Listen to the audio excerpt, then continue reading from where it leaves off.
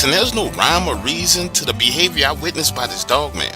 And I'm starting to believe now, after seeing what I saw, that either they have different personality types or some of them are pure psychopaths. I work transmission line construction in Kentucky, spend a lot of time doing maintenance in some of the most isolated woodland places in the world.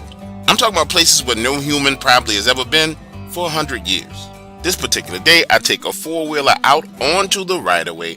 I'm there 50 feet up in the air inspecting lattice towers, checking the bolts because some of them had started to rust.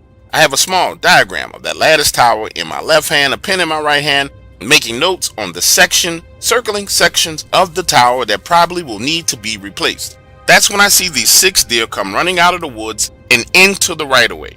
Now imagine the scene. The tower that I am working on is at the top of the ridge. If you look to your north, it's flat land for about 2 miles and then it drops down into a hollow. If you look to the south, where these deer came out of the woods and begin to run, it shoots straight down into this hollow. Like I said, these deer come out of the woods no more than 50, 60 yards away from me and head downhill into that hollow, hauling ass. And this was the first time I saw a dog man, because it comes out of those woods chasing them, and it is everything that people say it is.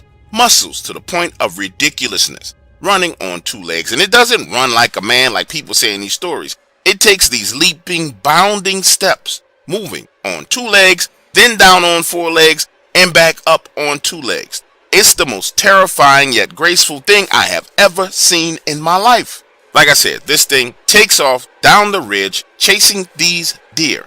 It's about 45, 50 yards behind them, and it runs them down with no problem, swinging at the hind legs of the first one it comes to and instantly breaking them. Then it keeps running, swiping at the legs of a second deer. The other 4 deer take off in different directions, and I watch this thing stop running, turn around, walk back up to that deer, grab it by its head, and snap its neck, then drag it off into the woods. Listen, I'm up in the tower. Below me is the four-wheeler I used to get out there. I'm looking at the situation saying to myself, motherfucker, nobody's going to believe this, but I am not getting down out of this fucking tower. So I radio the only other guy that is out here for miles, my partner Jeff, who works with me. He is 4 miles away inspecting another set of towers. I radio him and say, Jeffrey, I'm going to need you to come get me because there is something very weird going on here. When he inquires about what, I tell him I will show him when he gets here. It takes Jeffrey 40 minutes to get to my location. When he pulls up, I climb down from that lattice tower and he notices the deer laying there with its hind legs broken, squirming around, and he says, hey man, what the hell happened to this deer? What did you do? And I tell him I had absolutely nothing to do with it. A gigantic walking wolf swiped at that deer's legs and left it right there. Now listen to me, Jeffrey is a man of the woods. He's been hunting his whole life, just like I've been hunting my whole life. He looks at me and says there's no predator that injures an animal and just leaves them there. Predators injure animals and take them and eat them. Again, I reiterate to Jeffrey exactly what I saw and what happened, and he's not believing me. So I tell him, listen, I really don't care if you believe me or not, Jeff. We are loading this four-wheeler onto the back of this truck, and I am getting the hell out of this location. We can go back to where you were and finish working, but I am not staying here at all. Well, we go 4 miles away to Jeff's location. I help him inspect his towers, and then we head back to the office. Listen to this. A couple of days later, my boss is on my ass about this 2-mile section of line that needs to be inspected. And I tell Jeffrey, listen, bro, we're going to go out here. We're going to do this inspection, but I need you to stay with me. He agrees. So we go back to that same location where I was on the tower. When we drive up to that tower and hop out, that deer is still there, but its head is missing. And what I mean by missing is the deer's head has been ripped completely off. Gone. So now the two of us are working the towers in that 2-mile section where I was supposed to be working. We go up that ridge.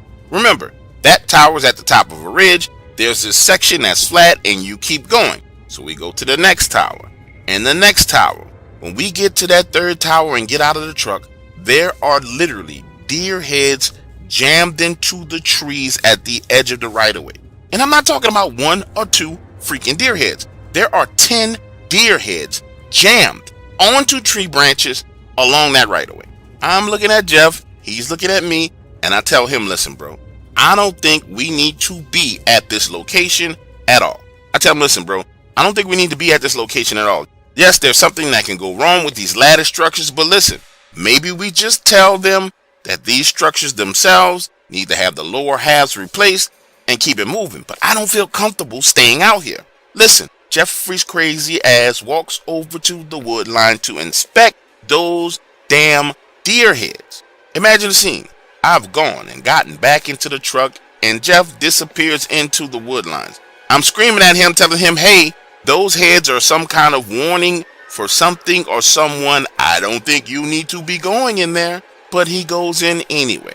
Listen, 5 minutes later, Jeff comes running out of the woods, full speed, hops into the truck, cranks it up, and damn near kills us. Literally damn near kills us going back down the ridge to get to the access road. When we get onto a real roadway, I ask him, Jeffrey, what did you see that made you react like that? And he says, I saw what you saw. And he says, I'm not sure exactly what it was that I saw, but there were these gigantic eyes looking at me from up in the trees. Listen, I will say this to you. There's a section of transmission line in Kentucky that's deep, way back up in the woods. It's not safe at all. Honestly, it's about to fall over. But we are not going back out there to inspect it. I just slated it down on my paperwork as a complete replacement. Now, the only issue is there's a backlog on those lattice towers because a lot of them come from China. Because I'm not going back out there. Fuck that. No way after what I saw.